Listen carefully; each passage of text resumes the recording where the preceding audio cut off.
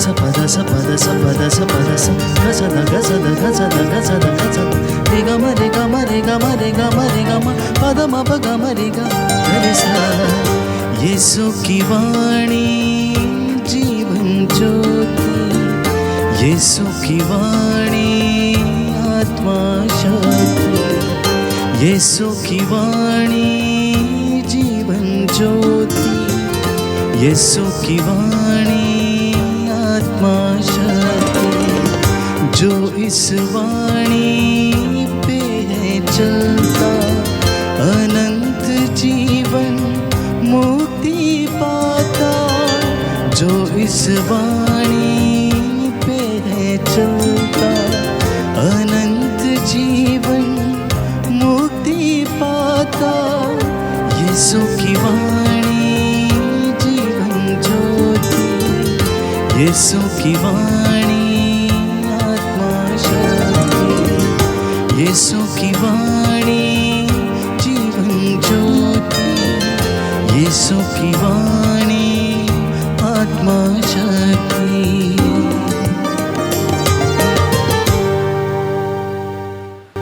प्यारे भाइयों और बहनों, पवित्र परिवार बनाना, पवित्र परिवार में रहना, पवित्र परिवार के नक्शे पे कदम पर चलना,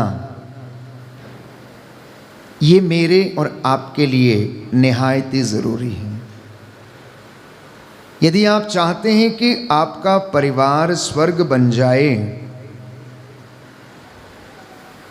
तो आपको पवित्र घराने अर्थात यूसुफ, माता मरियम और यीशु के परिवार को अपनी आँखों के सामने, अपने जीवन में सामने रखना होगा। क्योंकि मुक्ति की शुरुआत परिवार से शुरू होती है। आज ये बहुत महत्वपूर्ण दिन है जब मैं आपको समझाने का प्रयास कर रहा हूँ पवित्र आत्मा की ओर से कि आप लोग पवित्र बनने के लिए बुलाए गए हैं, आपका घराना पवित्र बनने के लिए चुना गया है और आप पवित्र आत्मा के द्वारा पवित्र तृत्व के जैसे अपना घर बना सकें, इसके लिए आप बुलाए गए हैं, इसके लिए आप मसीह में चुन लिए गए हैं। इसलिए हर व्यक्ति को अपने परिवार को आदर्श परिवार, आदर्श क्रिस्तीय परिवार बनाना चाहिए।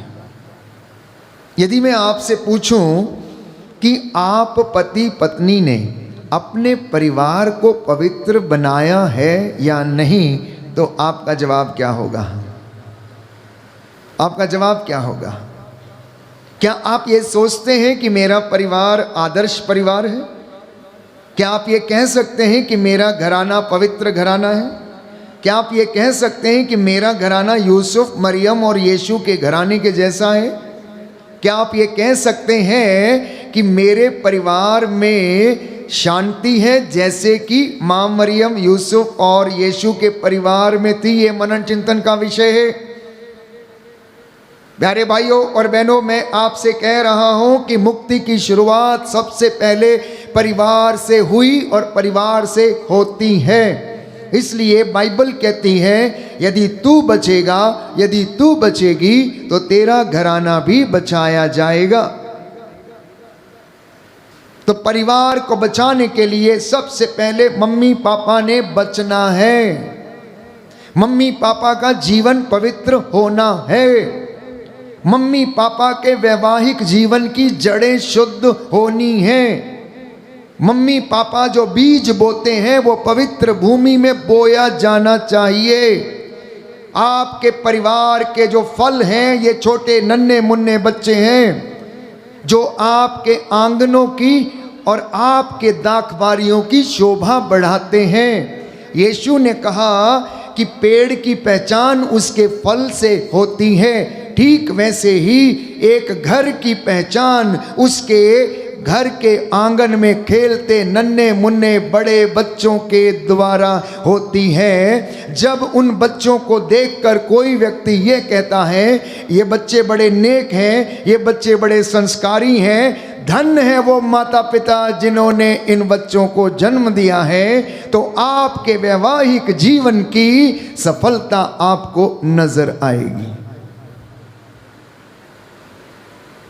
अगर आपका घराना पवित्र है, अगर आपका परिवार पवित्र है, तो आपकी कलीसिया भी पवित्र होगी, आपका समाज भी पवित्र होगा। आज हम अगर अपने पास पड़ोस में नजर डालें तो परिवारों की दशा बहुत दयनीय है।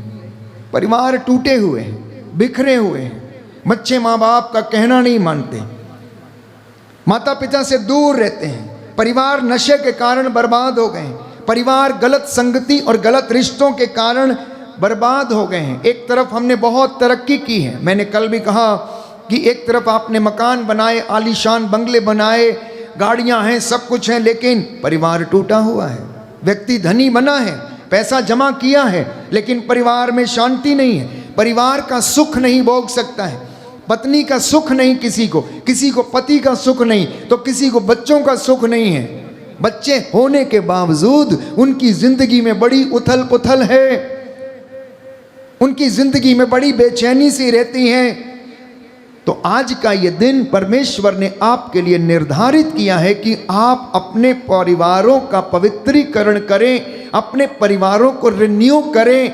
जिस तरह से गाड़ी की सर्विस के लिए गैराज में गाड़ी लेकर जाते हैं, उसकी सर्विस हो जाती है, वैसे ही आप अपने परिवार के साथ इस सत्संग में बैठकर प्रभु का कलाम सुने, और ये आपके जीवन की सर्विस करेगा, ये आपके व्यवहार की सर्विस करेगा, ये आपकी आध्यात्मिकता की सर्विस करेगा, आपको समझाएगा कि परमेश्वर परिवारों से क्या चाहता है। हालेलुया, जोर से बोलेंगे हालेलुया, हालेलुया।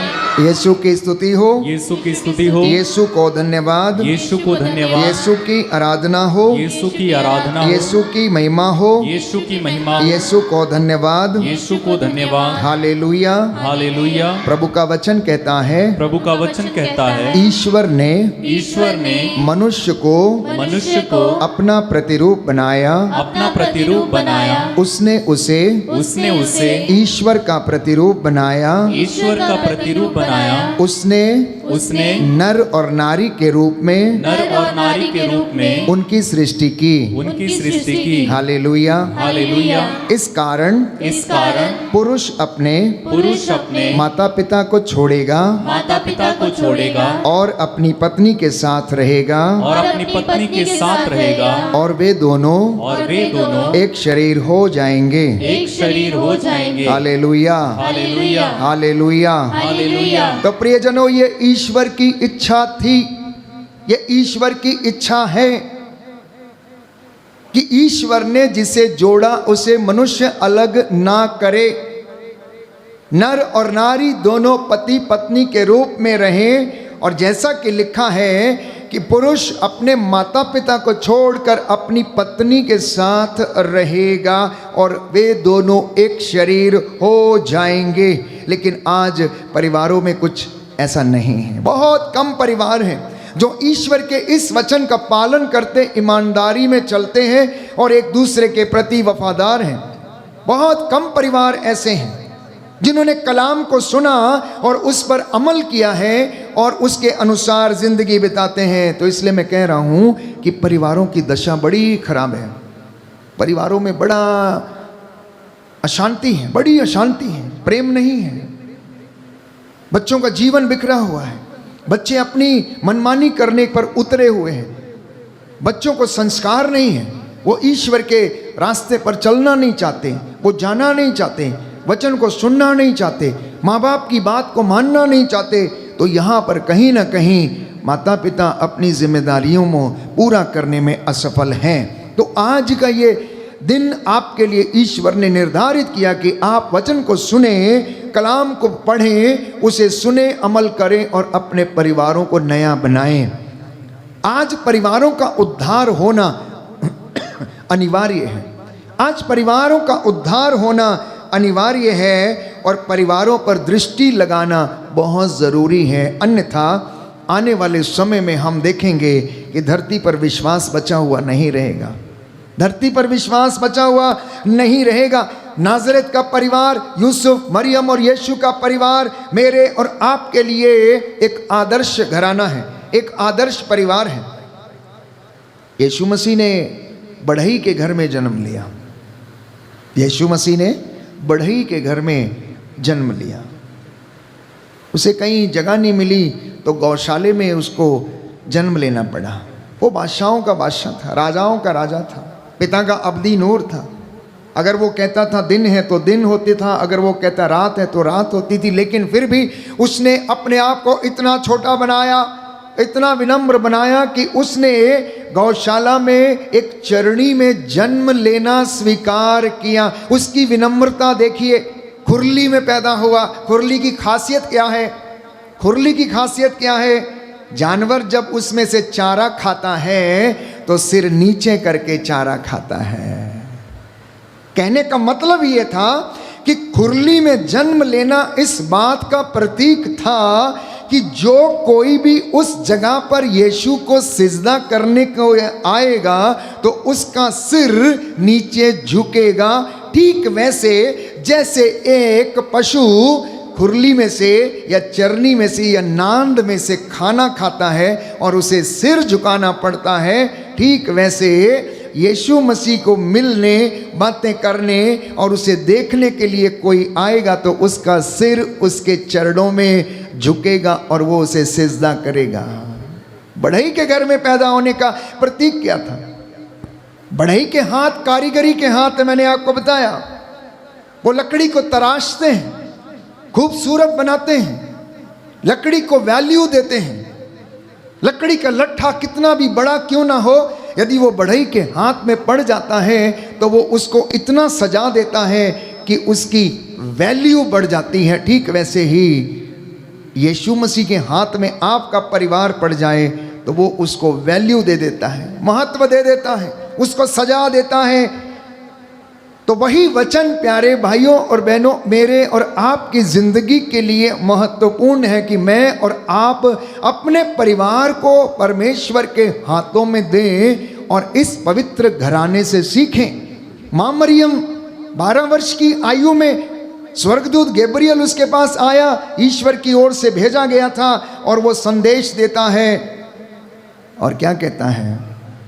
वो कहता है कि तू एक पुत्र जनेगी, उसका नाम तू ईसा रखेगी, जिसका अर्थ है इमैनुअल, अर्थात ईश्वर हमारे साथ है। और वो बोल उठती है, कैसे हो सकता है? मेरा तो पुरुष से कोई रिश्ता ही नहीं, संसर्ग ही नहीं है, ये कैसे संभव हो सकता है? ये और स्वर्गदूत उससे ये कहता है कि मरियम, पवित्र आत्मा तुझ पर उतरेगा और उसकी छत्र छाया तुझ पर पड़ेगी और तो उसके सामर्थ्य से एक पुत्र जनेगी। ये सब पवित्र आत्मा के सामर्थ्य से होगा, ये सब पवित्र आत्मा के सामर्थ्य से होगा। और मरियम कह उठती है, मैं प्रभु की दासी हूँ, जो तूने कहा है वो मुझ में पूरा हो जाए, तेरा कथन मुझ में पूरा हो जाए। और स्वर्गदूत संदेश देकर चला गया। मतलब परिवार को चलाने वाला, परिवार को इकट्ठा रखने वाला, परिवार को जोड़ कर रखने वाला पवित्र आत्मा है। उसके सामर्थ्य से आप परमेश्वर की हुजूरी में जुड़े रहते हैं। वो आपको सिखाता है प्रार्थना कैसे करनी चाहिए, वो आपको सिखाता है कि प्रेम में कैसे बने रहना चाहिए, वो आपको ईश्वर के रहस्यों के विषय में समझाता है। बोलो आमीन, आमीन, हालेलुया, हालेलुया, हालेलुया, हालेलुया। यीशु की स्तुति हो, यीशु की स्तुति यीशु हो, को धन्यवाद। यीशु को धन्यवाद। निर्गमन ग्रंथ निर्गमन ग्रंथ अध्याय 20 पद संख्या 3 3 प्रभु का वचन कहता है, प्रभु का वचन कहता है, मेरे सिवा तुम्हारा कोई भी ईश्वर नहीं होगा। ईश्वर नहीं होगा। Hallelujah, hallelujah, hallelujah, hallelujah. निर्गमन ग्रंथ निर्गमन ग्रंथ अध्याय 20 अध्याय पद 20 संख्या 12। पद संख्या 12। प्रभु का वचन कहता है, प्रभु का वचन कहता है, अपने माता पिता का अपने माता पिता का आदर करो, आदर करो, जिससे कि तुम जिससे कि तुम बहुत दिनों तक उस भूमि पर जीते रहो, जिससे तुम्हारा प्रभु ईश्वर तुम्हें प्रदान करेगा। Hallelujah, hallelujah, hallelujah, hallelujah. परिवारों के लिए आदेश है कि मेरे सिवा तुम्हारा कोई परमेश्वर नहीं होगा। तुम अपने माँ बाप का आदर करोगे, जिससे कि तुम उस देश में जिसे तुम अधिकार में करने जा रहे हो वहां पर बहुत दिनों तक क्या करते रहो, तुम जीवित रहो। संत पौलुस इब्रानियों की पत्री में लिखता है अध्याय 13 पद संख्या 4 में कि तुम्हारा विवाह सम्मानित हो, दाम्पत्य जीवन अदूषित हो, पति पत्नी के जीवन में किसी प्रकार का कोई दाग धब्बा झुर्री ना हो। कितने लोग हैं ये कह सकते हैं कि हमारा दाम्पत्य जीवन, हमारा पारिवारिक जीवन मसीह में पवित्र बना हुआ है और हम एक दूसरे के प्रति वफादार हैं। कितने लोग इस बात को अंगीकार कर सकते परमेश्वर के सामने खड़े होकर।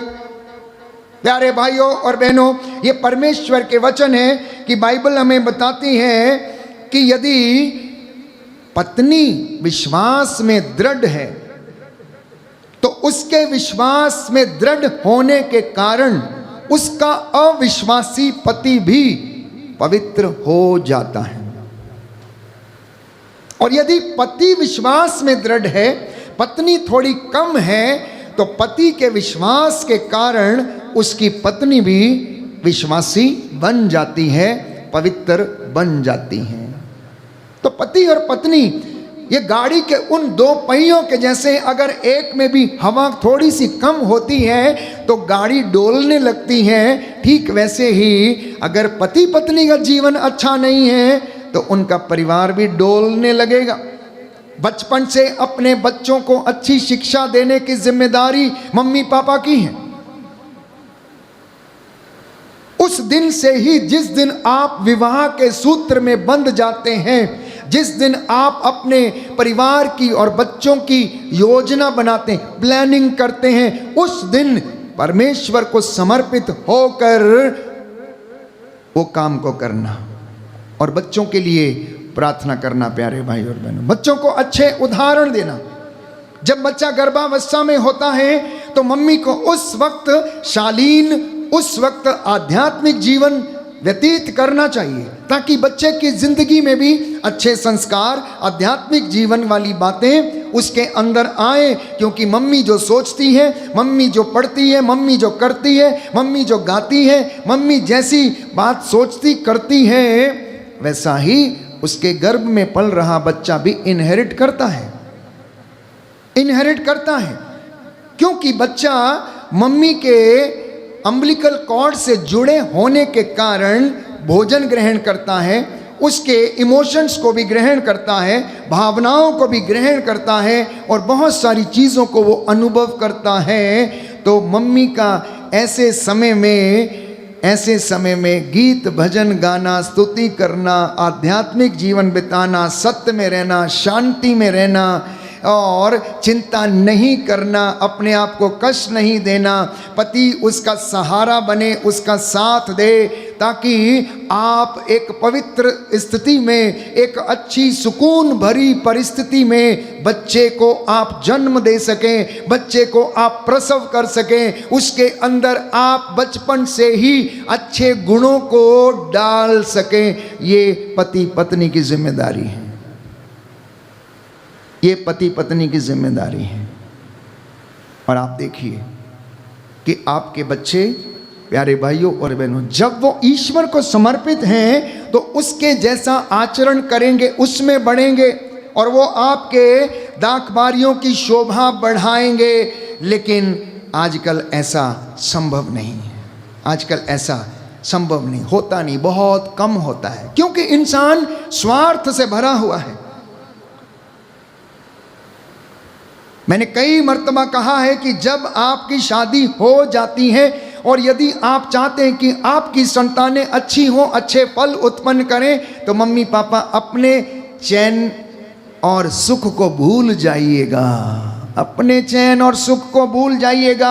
आप अपने बच्चों के लिए जीवन व्यतीत करते हैं, क्योंकि बाइबल ये कहती है, तोबित के ग्रंथ अध्याय 7 में हम पढ़ते हैं कि ये विवाह जो हैं स्वर्ग में रचाए जाते हैं लेकिन पृथ्वी पर निभाए जाते हैं।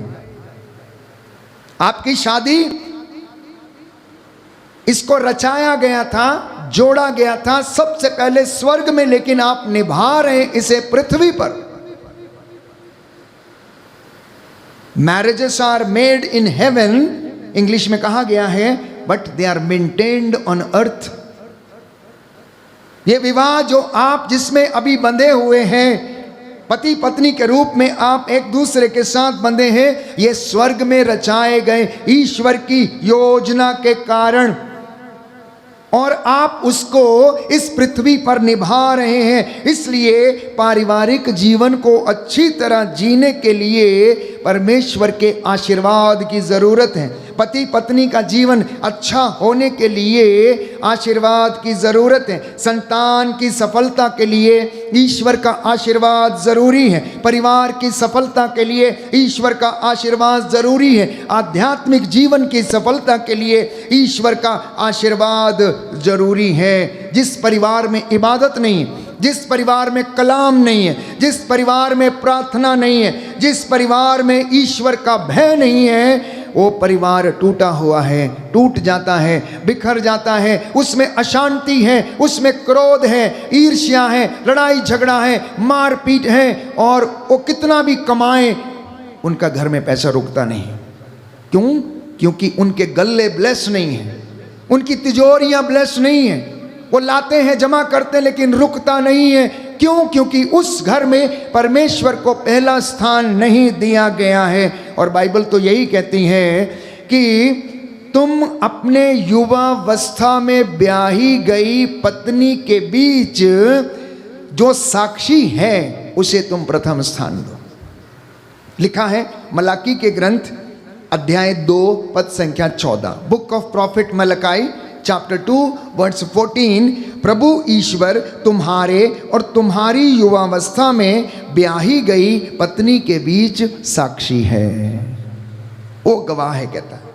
गवाह वो है, वो देखता है, वो देखता है कि क्या हो रहा है, क्या होना चाहिए और ये लोग क्या करते हैं। इसलिए मत्ती के सुसमाचार अध्याय 19 पद संख्या 6 में लिखा है, अब वे दोनों एक शरीर हैं। इसका मतलब ये नहीं कि तेरा मेरा, तेरी बेटी मेरी बेटी, तेरी मम्मी मेरी मम्मी, तेरा पापा मेरा पापा, तेरे भाई मेरे भाई। अब दो बातें नहीं हैं। अब से हमारा, ये मेरा घर है, हमारा घर है, हम इसमें रहेंगे। लेकिन आज प्यारे भाइयों और बहनों, बहुत से परिवार टूटे हुए हैं, तो केवल इस कारण से कि स्त्री अपने ससुराल वाले घर को अपना घर समझ ही नहीं पाई।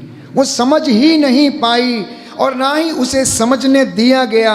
दोनों पक्षों में कभी कभी इतना मनमुटाव, इतना लड़ाई झगड़ा छोटी छोटी बात के कारण, स्वार्थ के कारण होता है कि उनका घर जो है वो टूट जाता है और वो बिखर जाता है। तो विवाह का उद्देश्य क्या है? आपके परिवार का उद्देश्य क्या है? विवाह का उद्देश्य है आप पति पत्नी एक दूसरे का सहारा बने, एक दूसरे को सहारा दे। पत्नी कमजोर है, पति उसको सहारा दे। पति कमजोर है, पत्नी उसको सहारा दे। ये वोकेशन है, ये बुलाहट है। एक पुरोहित को जैसे बुलाहट है, एक प्रचारक को जैसे बुलाहट आती है, एक धर्म बहन को जैसे बुलाहट है, वैसे ही आप पति पत्नी को भी ईश्वर ने बुलाया है। आप पति पत्नी को भी ईश्वर ने बुलाया। इसलिए कभी कभी आप देखिए कैसा होता है, आप रिश्ता ढूंढते रहें, लेकिन कभी मिलता नहीं। लेकिन जब मिलता है तो एक पंजाब से होगा तो दूसरा कहीं दूसरे स्टेट से, उत्तराखंड से मिलेगा, क्योंकि उसकी पसली जो है वहाँ पर रखी हुई है। और अगर पसली गलत जगह पर गलत समय पर जुड़ जाए तो हमेशा क्या करती है? टिक टिक टिक टिक टिक टिक आवाज़ करती रहती, खटकती रहती हैं। खटकती रहती है। जिन्होंने जबरदस्ती से पसली जोड़ी है उनका देखिए हमेशा उसमें आवाज आती रहती है, लेकिन जिन्होंने ईश्वर की इच्छा से दोनों ने एक्सेप्ट किया है और वो पसली जुड़ी है, वो बहुत शांति में जीवन बिताते हैं। अब आपको समझ में आ जाएगा कि ये आवाज़ क्यों करती है ज़्यादा, क्यों? क्योंकि ज़बरदस्ती से ऐसा हो गया है, ज़बरदस्ती से ऐसा हो गया। ये ईश्वर की इच्छा नहीं थी, हमने ईश्वर के विरुद्ध जाकर ये कार्य किया है। इसलिए प्यारे भाइयों और बहनों, बाइबल हमें बताती है, कुरिन्थियों का पहला पत्र अध्याय 7 पद संख्या 14, क्योंकि विश्वास करने वाला पति अपनी पत्नी के द्वारा पवित्र किया गया है और विश्वास करने वाली पत्नी अपने पति के द्वारा पवित्र की गई है। इसलिए आपकी संतानें पवित्र हैं, इसलिए आपकी संतानें पवित्र हैं। तो जो इस बात को समझना प्यारे भाइयों और बहनों कि पति और पत्नी के जीवन का सारांश उनके चेहरे की झुर्रियों में है। आप में से बहुत सारे लोग बुजुर्ग हो गए हैं, तो कुछ प्रौढ़ावस्था में हैं, कुछ रिटायर हो गए हैं, तो कुछ 40 साल की उम्र पार कर चुके हैं, किसी ने 10 साल अपना वैवाहिक जीवन जी लिया है। जब शुरू में नया शादी हुआ था, नई शादी हुई थी, तो वो बहुत अच्छी लगती थी। 4-5 साल घूमना, लेकर आना जाना, खाना पीना। अब वो खटकने लगी है, अब वो अच्छी नहीं लगती है, क्योंकि कहीं और दूसरी जगह अच्छी लगने लगी है, कोई और दूसरा अच्छा लगने लगा है। प्यारे भाइयों और बहनों, अगर आप अपने असली प्यार को देखना चाहते हैं तो कभी अपने पति या अपनी पत्नी की चेहरे की झुर्रियों में आप देखना, क्योंकि पत्नी जो काम अपने पति के लिए कर सकती हैं, दुनिया की कोई भी औरत आपके लिए नहीं कर सकती।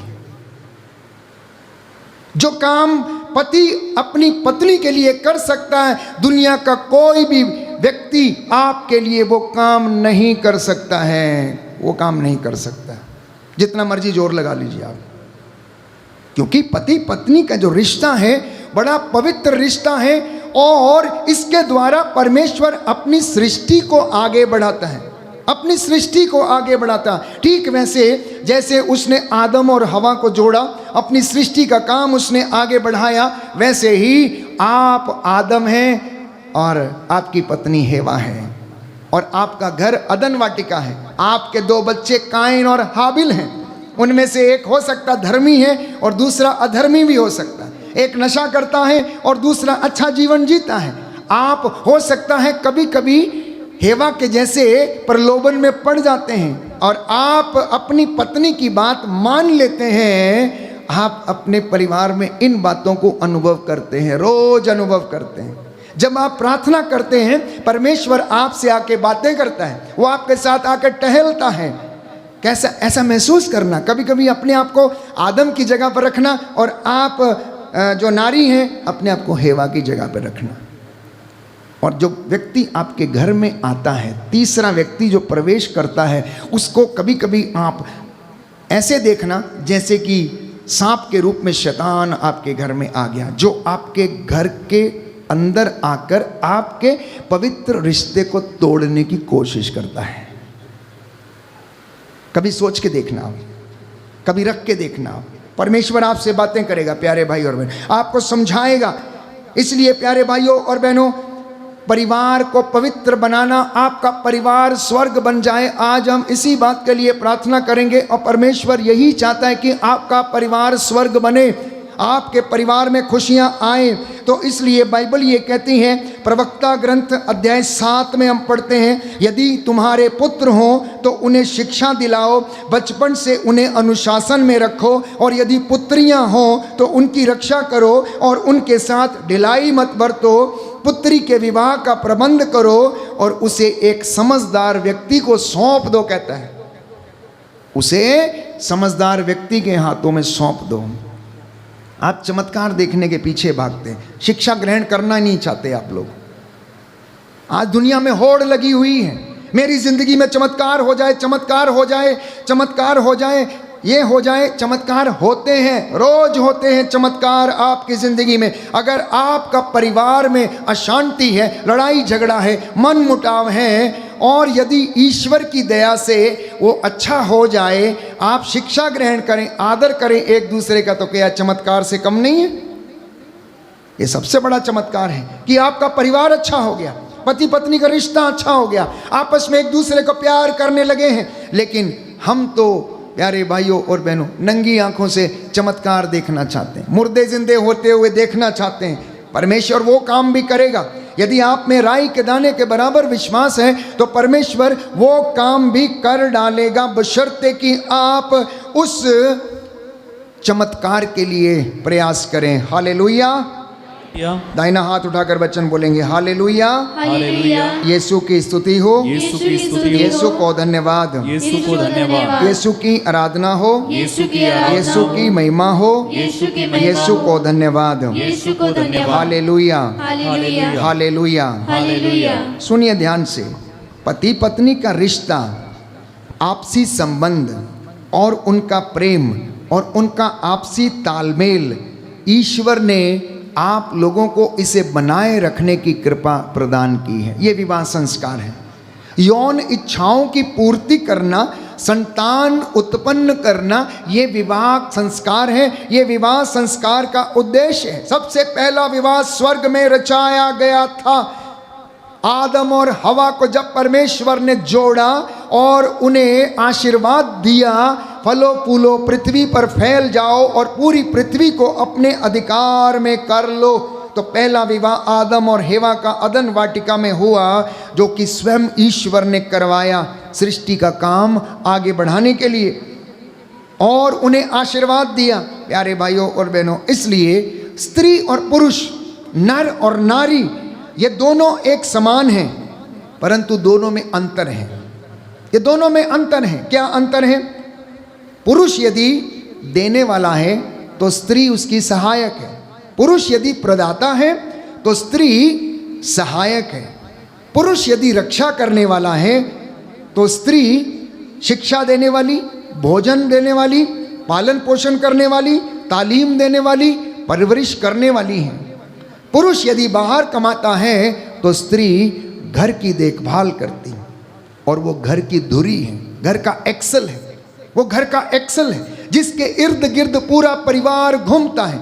स्त्री चाहे तो परिवार को आबाद कर सकती है और ना चाहे तो परिवार को बर्बाद कर सकती है। इतना सामर्थ्य उसके अंदर है।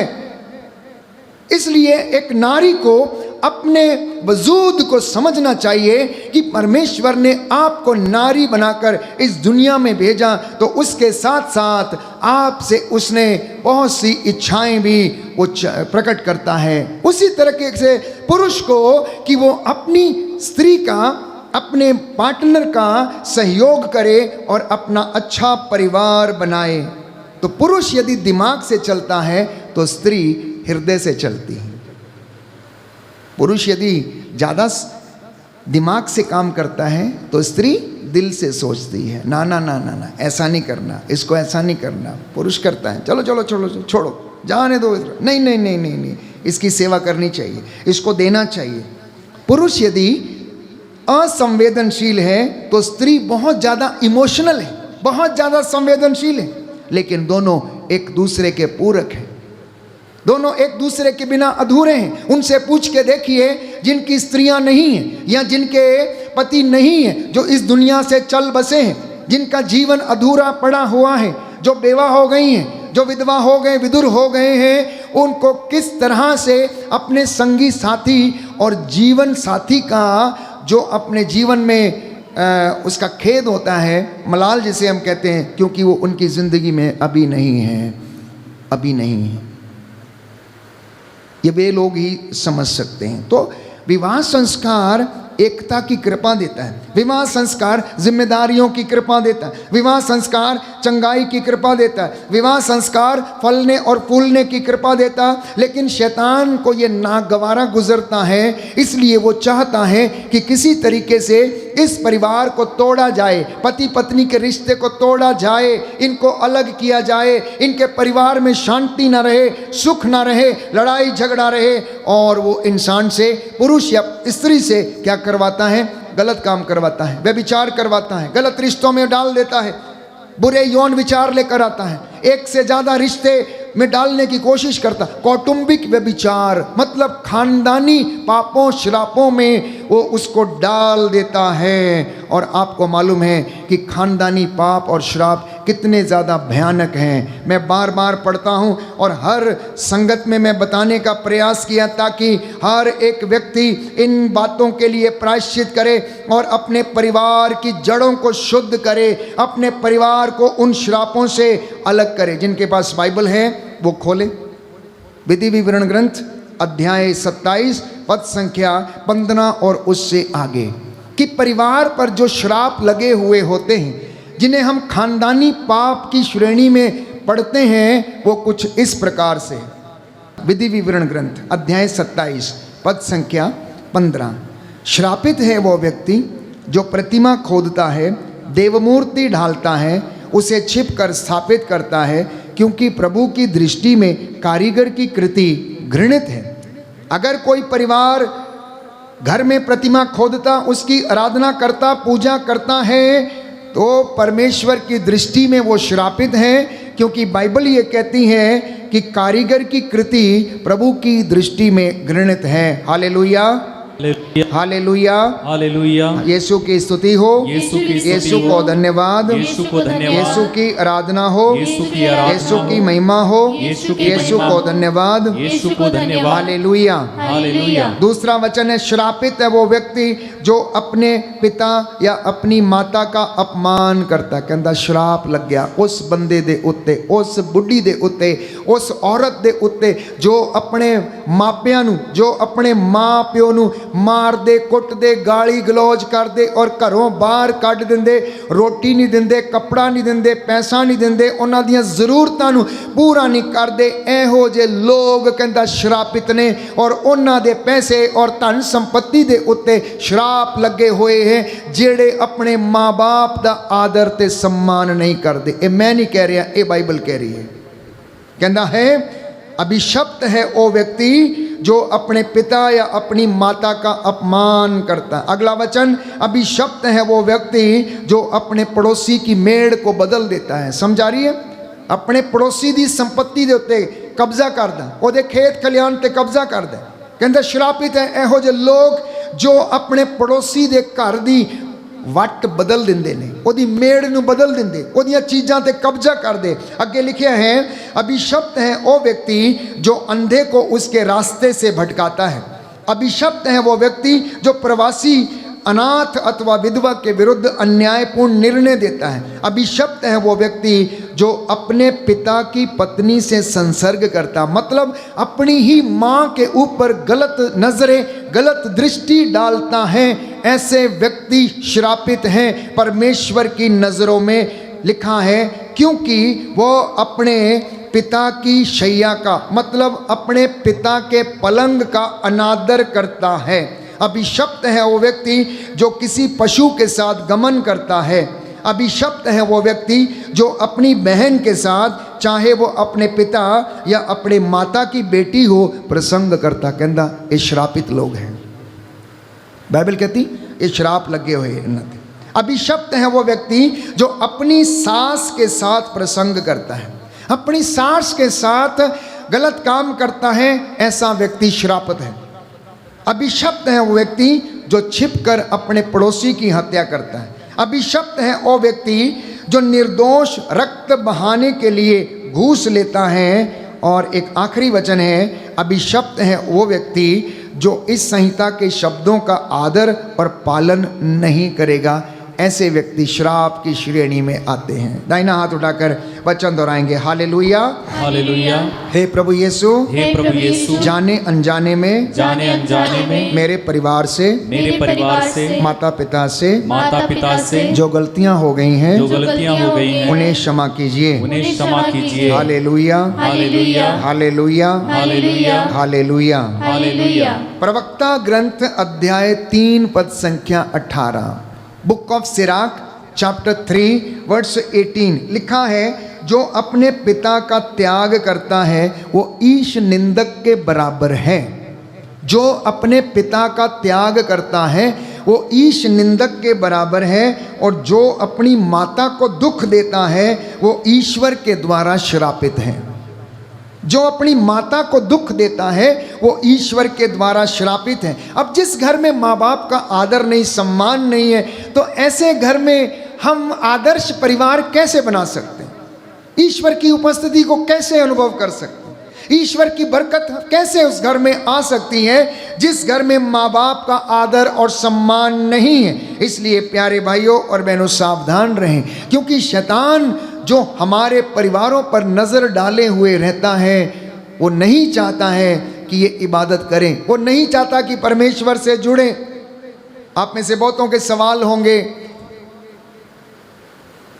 कि जो परमेश्वर की ओर नहीं जाते वो अच्छी तरह से खाते पीते हंसते खेलते हैं, सब काम होते हैं, हम इतनी प्रार्थना करते हैं, इतने उपवास करते हैं, फिर भी हमारा कुछ नहीं होता है।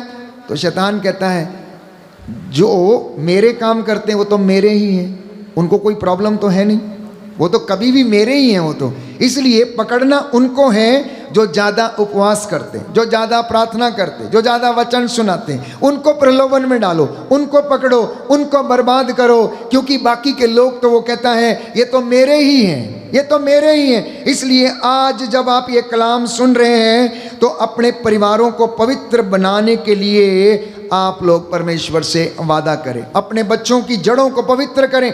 वो जड़ें आपने पवित्र करनी है, क्योंकि बच्चा आपकी कोख में जन्म लेके इस धरती पर आया है।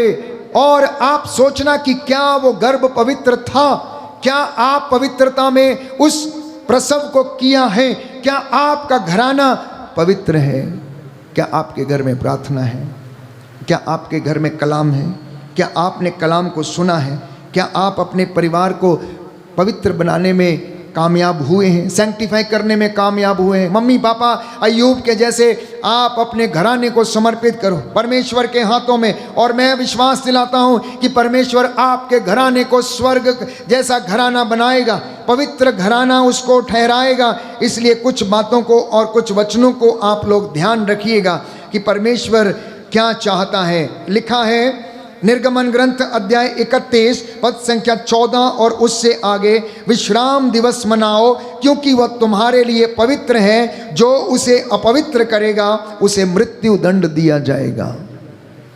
कहता उसे मृत्यु दंड दिया जाएगा। जो परमेश्वर का दिन पवित्र नहीं रखेगा, जो उसे अपवित्र करेगा उसे मृत्यु दंड दिया जाएगा। हे इज़राइल सुनो, हमारा परमेश्वर एकमात्र ईश्वर है। तुम अपने प्रभु ईश्वर को अपने सारे हृदय, अपनी सारी आत्मा और अपनी सारी शक्ति से प्यार करो, सारी बुद्धि से प्यार करो। बोलो आमीन। दाहिना हाथ उठाकर वचन दोहराएंगे, हालेलुया हालेलुया। प्रभु का वचन कहता है, प्रभु का वचन कहता है, हे इज़राइल सुनो, हे इस्राएल सुनो, हमारा प्रभु ईश्वर, हमारा प्रभु ईश्वर एकमात्र प्रभु है। एकमात्र प्रभु है। तुम अपने प्रभु ईश्वर को, तुम अपने प्रभु ईश्वर को अपने सारे हृदय, अपने सारे हृदय, अपनी सारी आत्मा अपनी सारी आत्मा और अपनी सारी शक्ति से, और अपनी सारी शक्ति से, सारी बुद्धि से प्यार करो। सारी बुद्धि से प्यार करो। Hallelujah hallelujah hallelujah. हालेलुया। तो हर परिवार को चाहिए कि वह सारी शक्ति, सारे सामर्थ्य, सारी बुद्धि से परमेश्वर को प्यार करे। और लिखा है प्रवक्ता ग्रंथ अध्याय 3 पद संख्या 2 से 3, पुत्रों पिता की शिक्षा को ध्यान से सुनो। ये छोटे नन्हे मुन्ने बच्चे जो मेरी बात सुन रहे हैं, अपने मम्मी पापा की बात को ध्यान से सुनना है, उसका पालन करने में तुम्हारा कल्याण है। मम्मी पापा का कहना मानने में तुम्हारा कल्याण है, क्योंकि प्रभु का आदेश है संतान अपने माता पिता का आदर करे। उसने माता को अपने बच्चों पर अधिकार दिया है। जो अपने पिता पर श्रद्धा रखता है वो अपने पापों का प्रायश्चित करता है। जो अपने पिता पर श्रद्धा रखता है, आदर करता है, सम्मान करता है, वो अपने पापों का प्रायश्चित करता है। और जो अपनी माता का आदर करता है वो मानो धन संचय करता, वो बड़ा धनी है, वो बड़ा धनवान है। क्यों? क्योंकि वो अपनी माँ का पालन आदर करता है, उसका पालन पोषण करता है। लिखा है जो अपने पिता का सम्मान करता है उसे अपनी संतान से सुख मिलेगा।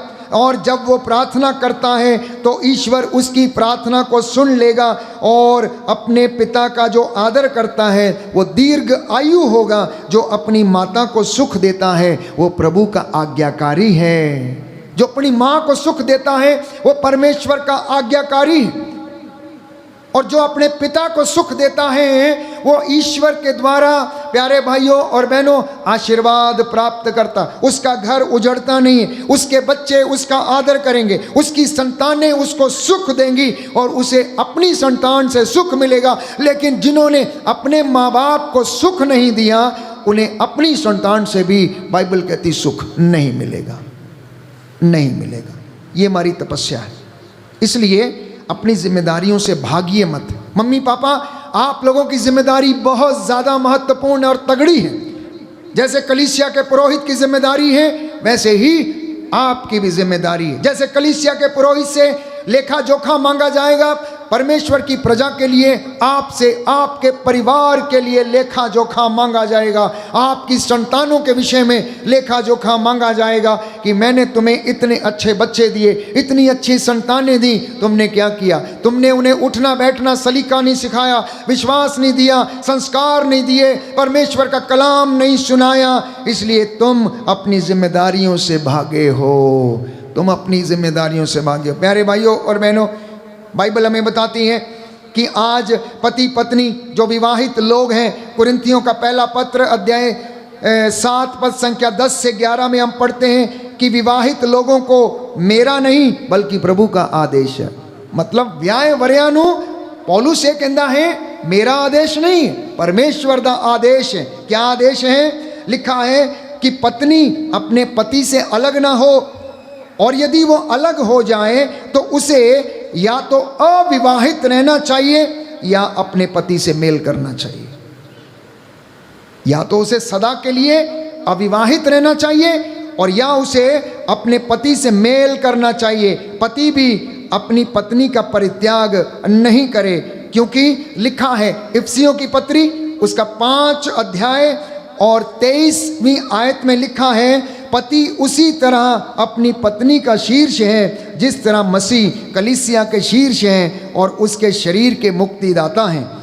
जिस तरह कलीसिया मसीह के अधीन रहती हैं उसी तरह पत्नी को भी सब बातों में अपने पति के अधीन रहना चाहिए। दाहिना हाथ उठाकर ये वचन दोहराएंगे, अंगीकार करेंगे। Hallelujah, hallelujah. प्रभु का वचन कहता है, प्रभु का वचन कहता है, पति उसी तरह उसी तरह अपनी पत्नी का शीर्ष है अपनी पत्नी का शीर्ष है, जिस तरह मसीह कलीसिया के शीर्ष हैं मसीह कलीसिया के शीर्ष है, और उसके शरीर के मुक्तिदाता। शरीर के मुक्तिदाता। जिस तरह कलीसिया मसीह के अधीन रहती है मसीह के अधीन रहती है, उसी तरह पत्नी को भी सब बातों में अपने पति के अधीन रहना चाहिए। अपने पति के अधीन रहना चाहिए। Hallelujah, hallelujah, hallelujah, hallelujah. अब बच्चों के लिए क्या शिक्षा है? छोटे बच्चे जो मुझे सुन रहे हैं, नौजवान बेटे और बेटियां जो मुझे सुन रहे हैं, सुनिए कि प्रभु आपके लिए क्या कहता है। अफेसियों का पत्र अध्याय 6 पद संख्या 1 से 3 लिखा है, बच्चों अपने माता पिता की आज्ञा मानो। क्या लिखा है? बच्चों अपने माता पिता की आज्ञा मानो। मानते हो आप लोग? मानते हो आप लोग? सच में मानते हो? जो बच्चे मानते हैं वेरी गुड, लेकिन जो नहीं मानते हैं, प्रभु का ये आदेश है। प्रभु जानता है, वो सब कुछ देखता है, वो सब देखता है कौन बच्चा कहना मानता है, कौन नहीं मानता है। चाहे आप बड़े हो या छोटे, आपके माता पिता कितने भी बुजुर्ग क्यों ना हो गए, आप उनके लिए बच्चे ही हैं। क्योंकि मम्मी पापा के लिए इंसान कभी बड़ा नहीं होता, वो हमेशा उनके बच्चे ही रहते हैं, उनके बच्चे ही रहते हैं। तो लिखा है अपने माता पिता का आदर करो, ये पहली ऐसी आज्ञा है जिसके साथ एक प्रतिज्ञा भी जुड़ी हुई है, जो इस प्रकार है, जिससे कि तुम्हारा कल्याण हो और तुम बहुत दिनों तक पृथ्वी पर जीते रहो। दाहिना हाथ उठाकर इस वचन को भी दोहराएंगे और याद करेंगे। Hallelujah, hallelujah. अफेसियों का पत्र अध्याय 6 पद संख्या 1 से 3 प्रभु कहता है, बच्चों अपने माता पिता की आज्ञा मानो, अपने माता पिता की आज्ञा मानो, क्योंकि यह उचित है, अपने माता पिता का आदर करो, अपने माता पिता का आदर करो। ये पहली ऐसी आज्ञा है ये पहली ऐसी आज्ञा है जिसके साथ एक प्रतिज्ञा भी जुड़ी हुई है, एक प्रतिज्ञा भी जुड़ी हुई जो है, इस प्रकार है, जो इस प्रकार है, जिससे तुम्हारा कल्याण हो जिससे तुम्हारा कल्याण और तुम बहुत दिनों तक और तुम बहुत दिनों तक पृथ्वी पर जीते रहो। पृथ्वी पर जीते रहो। Hallelujah, hallelujah, hallelujah. हालेलुया। प्यारे भाई और बहनों, कभी कभी बच्चों को माता पिता से शिकायत रहती है, और बाइबल इसके विषय में भी बताती है कि पापा लोग, पिता लोग अपने बच्चों को खिजाया ना करें, आप उन्हें अच्छी चीज़ों का प्रबंध किया करें, उनके लिए वस्त्र का प्रबंध करें, खान पान का प्रबंध करें, उनके लिए शिक्षा की व्यवस्था करें। इसलिए लिखा है, संत पौलुस ये लिखता है और समझाता है कि पिता अपने बच्चों को खिजाया ना करें, बल्कि प्रभु के अनुरूप शिक्षा और उपदेश के द्वारा आप उनका पालन पोषण करें। आप प्रभु की शिक्षा के अनुसार उनका पालन पोषण करें। अब परमेश्वर का भय, प्यारे भाइयों और बहनों, आपके घर में सदा रहना चाहिए। जब हम छोटे थे, हमारे पिताजी बड़े सख्त थे। रोज़ घर में रोज़री माला होना अनिवार्य था, और मेरे पिता की आदत थी कि वो हमारे आस पड़ोस के घरों में से बच्चों को इकट्ठा करते और सबको रोज़ शाम को अपने घर में बिठाते और खुद एक छड़ी लेकर पीछे बैठ जाते थे, और बच्चे सामने बैठते थे और रोज़री बोलनी होती थी, और उसके बाद भोजन दिया जाता था। जो भी बच्चा बात करता था या सोता था, उसके सिर के ऊपर पीछे से छड़ी लगाई जाती थी, छड़ी लगाई जाती थी। आजकल कहाँ, मम्मी पापा को टाइम ही नहीं, आपके वो एप्पल से ही आपको फुर्सत नहीं, आप उस एप्पल में ही लगे रहते हैं।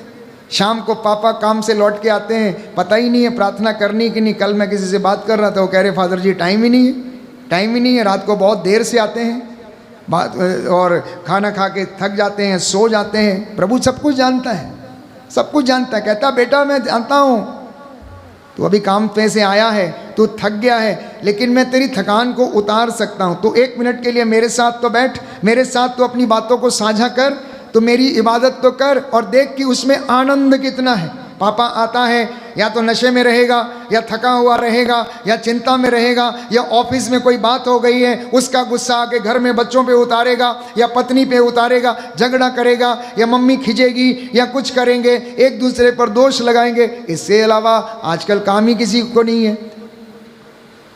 और एक वो स्टूपिड मोबाइल है, उसको लेके चारों लोग 4 कोनों में बैठे हैं। बेटी अपने बिस्तर के अंदर लेके बैठी हुई है, मम्मी अपने कमरे में लेके बैठी है, पापा अपने कमरे में लेके। दुआ प्रार्थना का समय नहीं है। जब परमेश्वर को स्थान नहीं है, कलाम को स्थान ही नहीं है, आप कैसे अपने घर में बरकत आने की सोच सकते हैं? कैसे अच्छी नौकरियों की बात को सोच सकते हैं? कैसे शांति की बात आप सोच सकते हैं, जब शांति स्थापित करने वाली आपके घर में कोई बात ही नहीं होती है?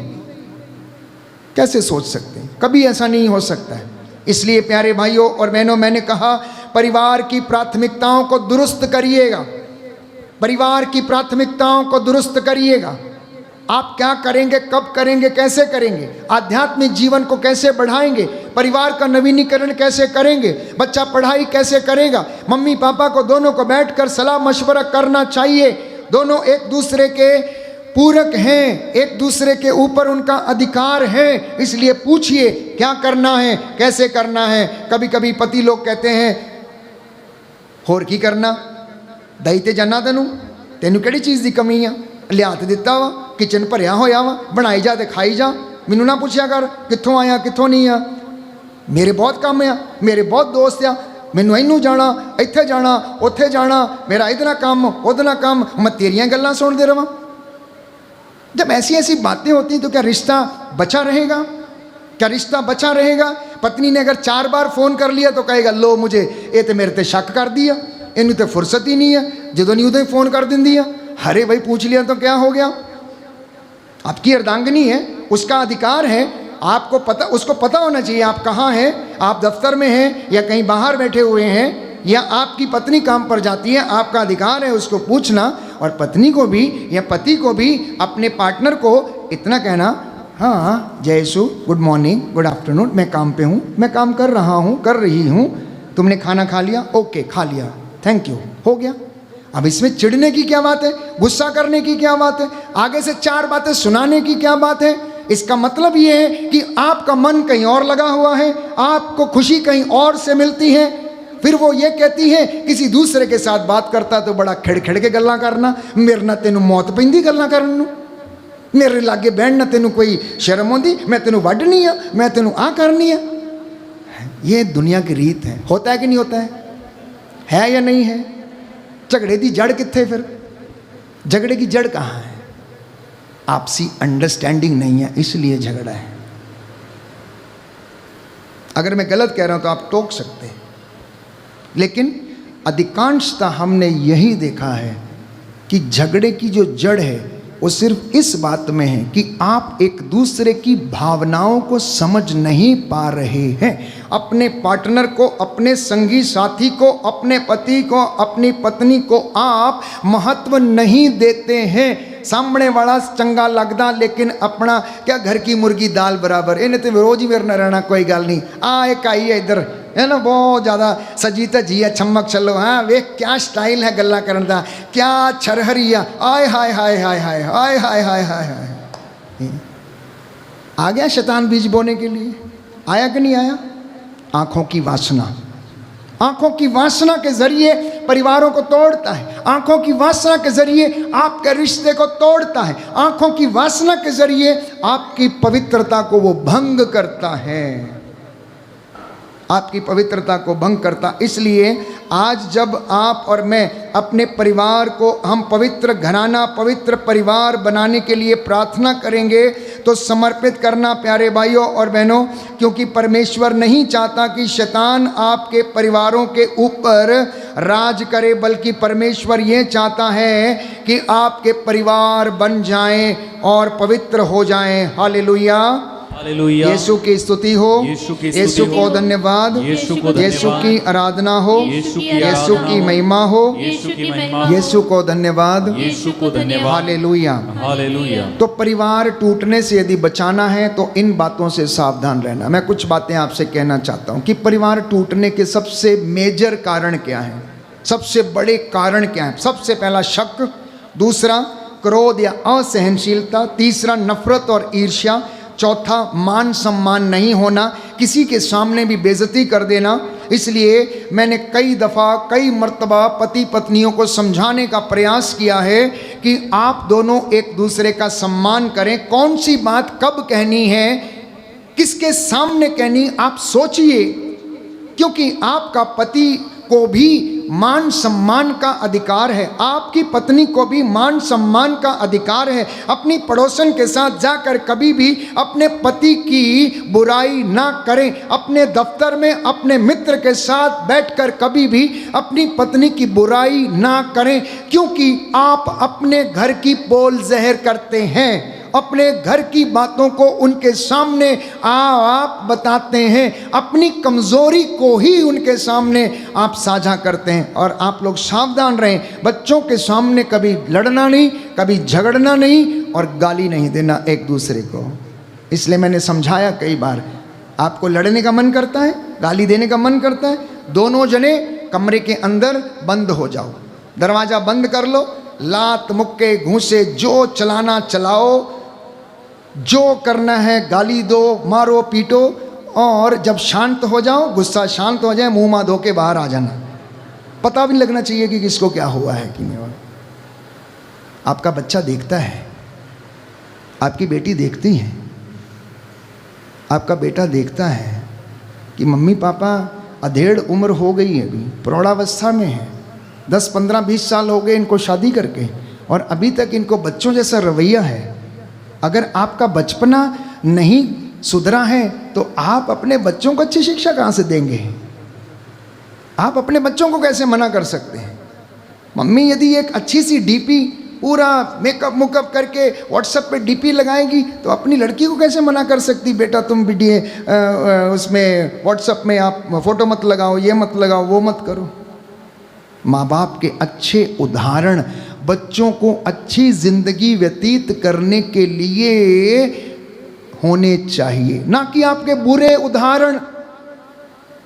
जो काम आप बच्चों को कह के नहीं करवा सकते, उनको दिखा के कराइएगा।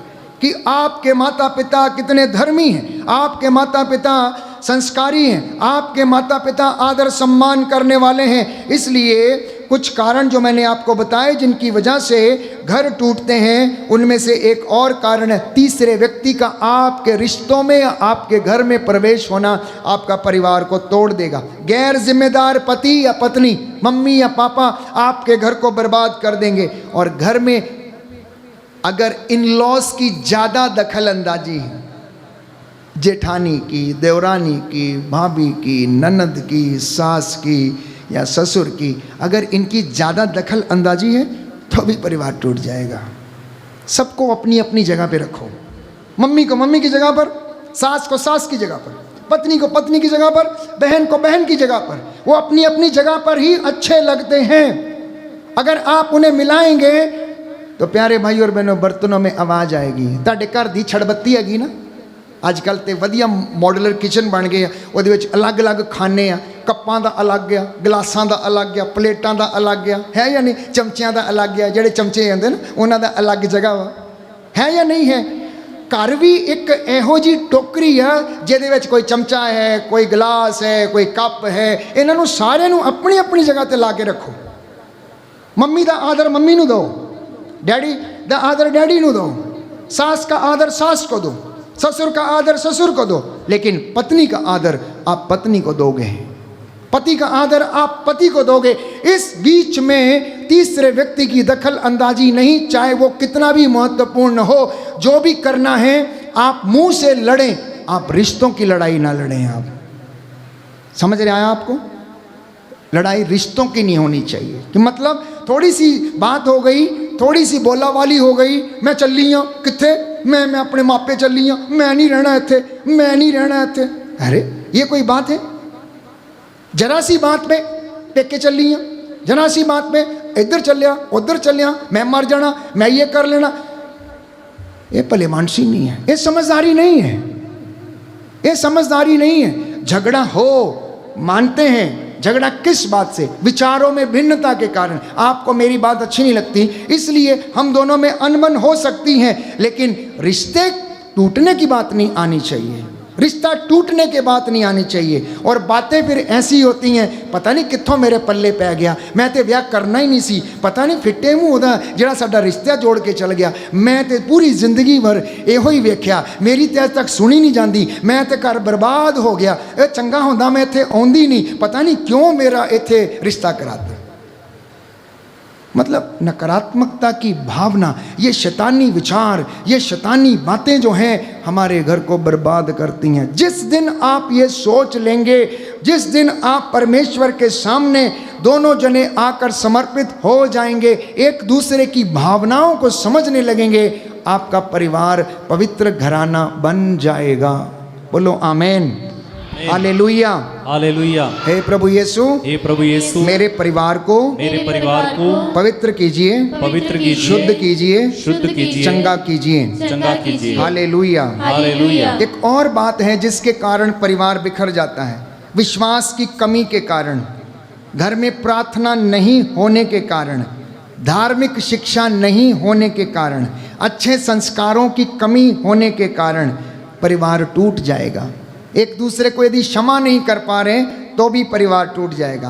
यदि कोई ज़्यादा नशा करके आता है तो भी उस परिवार में क्या होने लगेगा?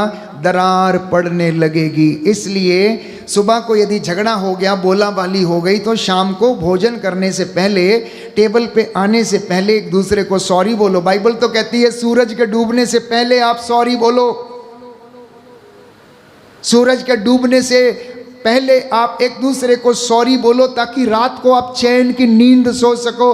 कई पति पत्नियां आपस में जब झगड़े होते हैं, परिवारों में मनमुटाव, महीना भर बात नहीं करते, फ़ोन नहीं करते हैं, एक दूसरे की बात को पूछते नहीं हैं, और परिवार का टूटना तो 100% सच है, निश्चित है, वो टूट जाएगा अगर आप एक दूसरे की परवाह नहीं करेंगे। तो इसलिए प्यारे भाइयों और बहनों, परिवार के जो मूल सिद्धांत हैं वो ये हैं, एक दूसरे को क्षमा करो, दूसरा एक दूसरे को प्यार करो, तीसरा एक दूसरे को समझो, वो जैसा भी है और उसको स्वीकार करो। मोटा है, काला है, नाटा है, मोटी है, गोरी है, पतली है, जैसी भी है, समझ में आता है नहीं आता है, वो जैसी भी है, आप उसको एक्सेप्ट करो। क्यों? क्योंकि आप उसके साथ बंधे हो। आपने एक साथ जीने की और एक साथ मरने की कस्में खाई हैं। जब आपको विवाह संस्कार में जोड़ा जाता है, उस समय आप करार करते, मैं सुख में, दुख में, तंग हाली में, हर मुसीबत में आपका संगी साथी बना रहूंगा, आपसे प्रेम करूंगा, आपका आदर करूंगा। और यही बात पत्नी भी दोहराती है, यही बात पत्नी भी दोहराती है। इसलिए जब आप इन वचनों को फिर से याद करते हैं, दोहराते हैं, तो प्यारे भाइयों और बहनों, आप अपने आप को प्रभु के चरणों में समर्पित करना। और मैं तो समझता हूँ कि मम्मी पापा को हर वर्ष अपने वेडिंग एनिवर्सरी मनानी चाहिए, जैसे कि आप बर्थडे मनाते हैं। क्योंकि वेडिंग एनिवर्सरी इसलिए मनाना ज़रूरी है ताकि आप अपने वैवाहिक जीवन के किए गए करार को फिर से दोहराएं, जाकर मिस्सा बलिदान अर्पित करें, परमेश्वर के सामने अपने आप को समर्पित करें और हर वर्ष अपने वैवाहिक जीवन के उस पहले दिन को आप याद करें। कभी कभी आप समय निकालें, दोनों जने कहीं पर घर से बाहर रेस्टोरेंट में जाएं, वहाँ पर बैठें, चाय पिएं, आपस में मशवरा करें या एक दूसरे के साथ बात करें या अपनी बातों को साझा करें जो घर में बातें नहीं हो पाती हैं। और जवान बच्चे जिनकी शादियां हो गई, आप ध्यान दें कि आप अपनी मम्मी को घर की नौकरानी बना के ना रख दें। मम्मी जब दादी बन जाती हैं तो वो केवल बच्चों को खिलाने पालने पोसने के लिए नहीं है। आप इतना कमाइए, एक दासी रखिए कि आपके बच्चे की देखभाल कर सके। क्यों? क्योंकि मम्मी पापा ने अपनी ज़िंदगी आपके लिए न्यौछावर की, आपके लिए कमाया, आपको उसने पढ़ाया लिखाया, लाखों रुपया उन्होंने आपके ऊपर खर्च किया। इसलिए नहीं कि बुढ़ापे में आप उनकी दासी, वो आपकी दासी बन जाए, बल्कि उनको भी जीवन को जीने का अधिकार है। ऐसे प्रबंध करना अपने आप में। इसलिए शिक्षा को ऐसा ग्रहण करना, ये छोटे नन्हे मुन्ने बच्चे जो मुझे सुन रहे हैं, नौजवान बेटे और बेटियां जो सुन रहे हैं, जो अपनी नौकरी पे चले जाते हैं, बच्चा दादी के पास छोड़कर चले जाते हैं, सास के पास छोड़कर चले जाते हैं कि दादी ये काम करेगी। ठीक है, दादी है, घर में घर की जिम्मेदारी संभालती है, देखती है कि मेरे बच्चे, उसको खुशी होती है। लेकिन आप लोगों का भी कर्तव्य है, आप लोगों की भी जिम्मेदारी है कि उनके बुढ़ापे में उनको भी कोई सुख मिले, क्योंकि जिंदगी उन्होंने बिता दी आपको पढ़ाने लिखाने और एक नेक युवक युवती बनाने के लिए, अच्छी नौकरी दिलाने के लिए उन्होंने अपनी जिंदगी कुर्बान कर दी, अपना पूरा जीवन उन्होंने निछावर कर दिया। आज आप पढ़ लिख गए, नौकरी पे आ गए और वो आपने उसको घर में रख दिया, हाँ वो आपके बच्चे खिलाएगी? ऐसा नहीं होना चाहिए, ऐसा नहीं होना चाहिए। इसलिए परिवार की प्राथमिकताओं को लाइन अप करिए, ऑर्डर में डालिएगा, बातचीत करिए बैठ के। आप अपने नाती पोते बच्चों की सेवा करें, अपने बहू बेटे की सेवा करें, लेकिन आप पति पत्नी एक दूसरे का ख्याल भी रखें, आप एक दूसरे का ख्याल भी रखें। अन्यथा बाइबल का ये वचन पूरा होगा कि पुरुष अपने माता पिता को छोड़ेगा और अपनी पत्नी के साथ रहेगा और वे दोनों एक शरीर हो जाएंगे। इसलिए नौजवान माता पिता ध्यान दें, और अब माता पिता भी ये ध्यान दें कि आप अपने बच्चों को अच्छी शिक्षा दें, क्योंकि मैंने कहा जो परिवार के मूल सिद्धांत हैं कुछ इस प्रकार है कि आप एक दूसरे के साथ रहना सीखें, एक दूसरे का सम्मान करना सीखें। परिवार पवित्र तृत्व का प्रतिबिंब है, रिफ्लेक्शन है, रिफ्लेक्शन है। जैसे पवित्र तृत्व में पिता पुत्र पवित्र आत्मा में एकता है, यूनिटी है, वैसे ही आपके परिवार में भी दिखनी चाहिए, नजर आनी चाहिए। परिवार ईश्वर के प्रेम को जाहिर करता है। विवाह एक वरदान है और ये मुक्ति के लिए है, ताकि आपके संगी साथी के द्वारा आपके पति आपके परिवार का क्या हो जाए, उद्धार हो जाए। और पवित्र तृत्व का जो प्रेम है वो पति पत्नी के प्रेम को प्यारे भाइयों और बहनों प्रकट करता है। बोलो आमेन।